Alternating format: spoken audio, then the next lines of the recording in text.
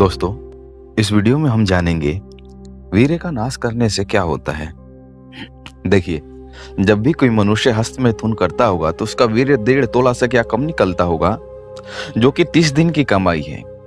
अब जरा विचारने की बात यह है कि इतने कठोर परिश्रम से 30 दिनों में प्राप्त करने वाली 1.5 तोला अमूल्य और अतुल्य दौलत एक क्षण में ही फूंक डालना कितनी घोर मूर्खता है। ये कितना घोर पतन है। ऐसा पुरुष उस मूर्ख भगवान के समान है जो तन मन धन से दिन रात परिश्रम करके फूलों की सुंदरता और उसका बाग तैयार करता है और फिर फूलों से तैयार हुए उसके रस से इत्र बनाता है और वो इत्र एक ही बार में नष्ट कर देता है। आमदनी 1 रुपया की, खर्च 30 रुपयों का। ऐसा मनुष्य जितना अंधा, मूर्ख, पागल और भिखारी है, उससे करोड़ गुना वो मनुष्य मूर्ख, पागल, अंधा, भिखारी, रोगी, दुखी, अभागा और काल का शिकार है, जो एक ही महीने में ज्यादा से ज्यादा वीर संपदा एक दिन में ही खाक कर डालता है। एक मर्तबे के वीर्य नाश से ही यदि मनुष्य की महादुर्दशा होती है, तो जो लोग रोज रोज दिन में 2 बार, तीसरे दिन, चौथे दिन हर रोज हस्त मैथुन करते हैं, तो उनकी दशा क्या होगी। क्या हम ये नहीं कह सकते कि जब एक बार में हमारी ये हालत हो जाती है तो रोज रोज ये वीर्य नाश करने वाली स्त्री और पुरुष, क्या इनका पतन संभव नहीं है? इनका पतन निश्चित ही संभव है। इसीलिए जिन्हें दीर्घायु और सुखी बनना है, जिन्हें महीने में 1 मर्तबे से अधिक अथवा श्री मनु महाराज के अनुसार ऋतु काल का सच्चा अर्थ समझकर महीने में 2 मर्तबे से अधिक अगर मन करे तो कभी भी वीर्य नाश नहीं करना चाहिए, नहीं तो उल्टा अपना नाश हो जाएगा। ये बात याद रखिए।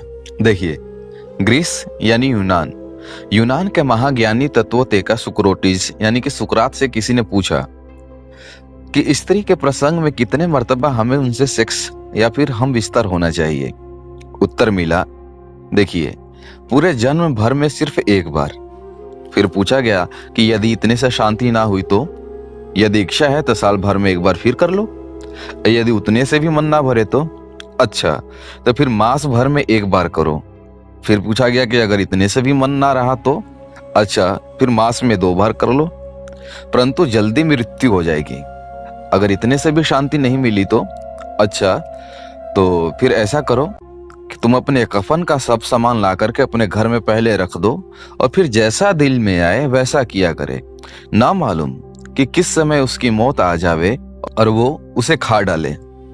देखिए, रति प्रसंग में अनेकों के अनेक मत हैं, चाहे कितनी ही मतभेद क्यों ना हो, परंतु सार बात यह है कि वीर्यनाश जितना ही कम किया जाएगा उतना ही स्वस्थ शरीर अधिक अच्छा होगा और मनुष्य दीर्घायु होगा।